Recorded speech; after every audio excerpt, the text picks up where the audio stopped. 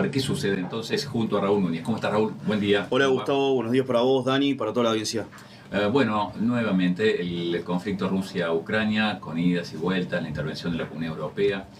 ¿Qué sucede esta semana? Bien, específicamente en los últimos días el presidente Vladimir Putin anunció de carácter público, ya de manera internacional, poniendo una situación de advertencia a la propia Unión Europea, principalmente a los países que integran la OTAN, estos 28 miembros, en el cual se le plantea de que si no aceptan los enunciados, los artículos planteados en ese supuesto acuerdo de paz que se planteó hace un tiempo, Ucrania va a estar bajo la órbita de Rusia puntualmente. Todo el territorio ucraniano va a pertenecer bajo el poder de Rusia puntualmente. Completo, ya no... Ya completo, ya no tiene ningún tipo de titubeo con respecto a política exterior y de intervención o de invasión en el territorio ucraniano, porque plantea de que si no ceden con respecto a las propias aspiraciones que tiene Vladimir Putin para poder concluir la guerra, pero por supuesto dando a entender que tienen que aceptar sí o sí todos los términos que él plantea, él va a expandirse no solamente en Ucrania, va a ser el primer territorio, sino que tiene aspiraciones de poder recuperar los territorios que en algún momento fueron parte del Imperio zarista y posteriormente de la propia Unión Soviética, que serían los países más cercanos. Tendríamos a los países bálticos, los principales países que actualmente están bajo una amenaza constante y un estado de alerta permanente debido no solamente a la militarización que actualmente están teniendo esos países, como así también el retorno del propio servicio militar, en algunos casos voluntario, en otros casos de manera obligatoria,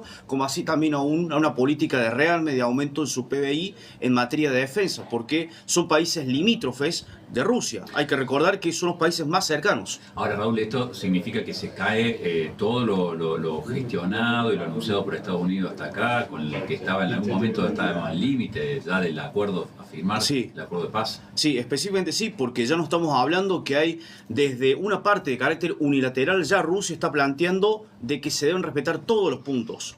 cualquier tipo de objeción que se tenga, él no va a aceptar. Se le plantea que estas son mis condiciones, yo no voy a negociar ningún tipo de territorio, ni cláusula, ni artículo, sino que solamente voy a aceptar mis propios términos, porque mi principal aspiración es no solamente conservar mi propia área de influencia, mi propio Estado nacional, sino también si está la posibilidad de poder recapturar territorio que considera Vladimir Putin desde que asumió en el gobierno, de que él debe tener todo el área de influencia de los países que eran en su momento países satélites de la propia Unión Soviética,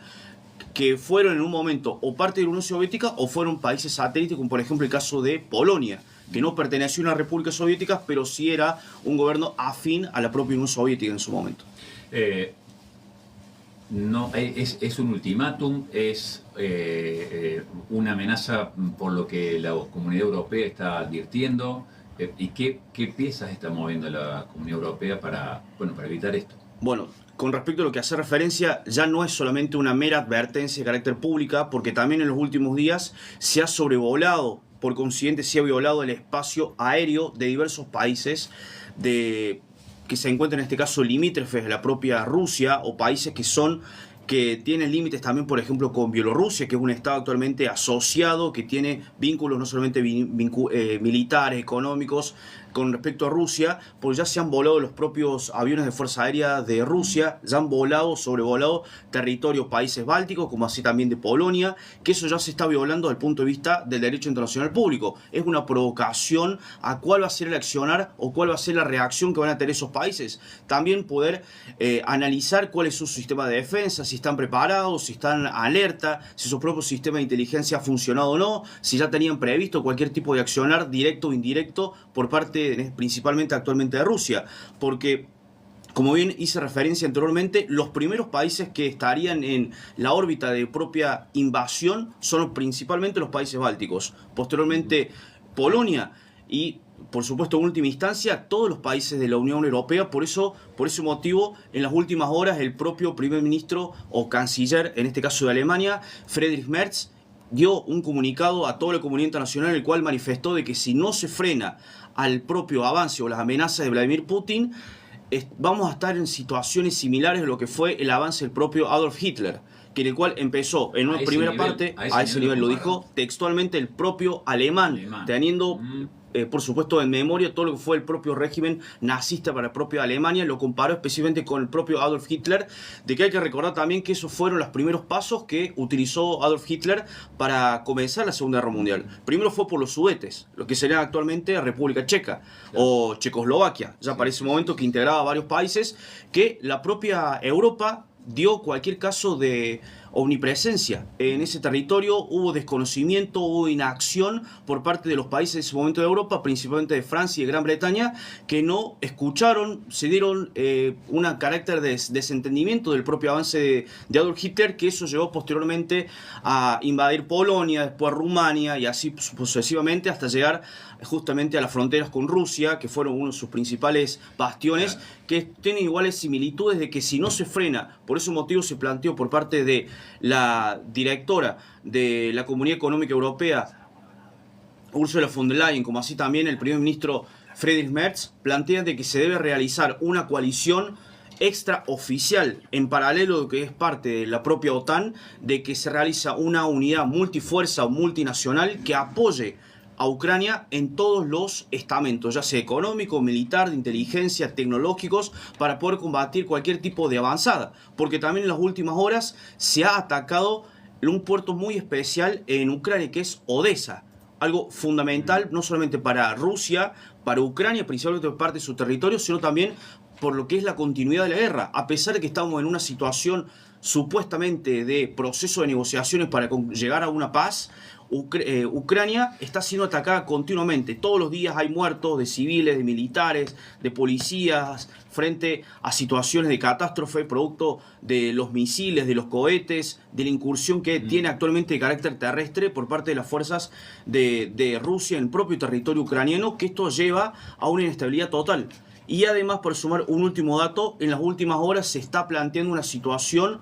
extraordinaria con respecto a las elecciones o posibles elecciones futuras dentro del propio gobierno ucraniano. Que eso también estaríamos frente a una negociación, también de un análisis interno de la guerra, porque eso va a repercutir de cuál va a ser un gobierno nacional, de coalición o no, y si ese gobierno va a ser pro-ruso o pro-occidental. Tal cual. Pero bueno, tanto que se habló de esta chance de paz, de que Ucrania se diera, bueno, algunos de los territorios, que habría este gobierno conjunto que decís, a determinar un ultimátum de algo que nos parece o nos resulta una locura, ¿no? Porque desatar un conflicto así,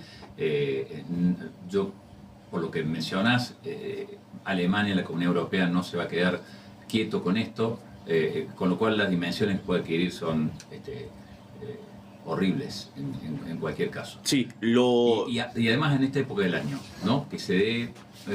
particularmente. Sí, especialmente como decís, sí es una situación de tensión permanente, casi similar, podríamos decir, a la propia crisis de los misiles, que fue en plena Guerra Fría, en el cual se estaba en disputa entre el posible envío de misiles por parte de Cuba hacia Estados Unidos, desde Estados Unidos hacia Rusia, a la Unión Soviética. Exacto, eso se conoce en un proceso de disuasión, principalmente porque lo que se plantea es poder manifestar su propia capacidad material armamentista que tienen los estados para poder disuadir cualquier tipo de accionar, ya sea militar o político o diplomático, pero utilizando el poderío militar, diciendo, estas son mis herramientas, vos tenés que limitarte porque tengo esta capacidad militar, nuclear, que eso es lo principal. En este momento también estamos hablando de la disuasión nuclear, porque hay que recordar que los países de la Unión Europea no tienen armas de destrucción masiva, exceptuando Francia. Y por parte de Rusia sí tiene, porque es uno de los países que más tiene después de Estados Unidos, que justamente tiene arsenal nuclear.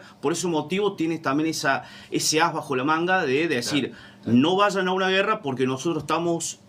analizando la posibilidad de poder enviar armas de destrucción masiva para poder aniquilar o neutralizar cualquier tipo de ataque.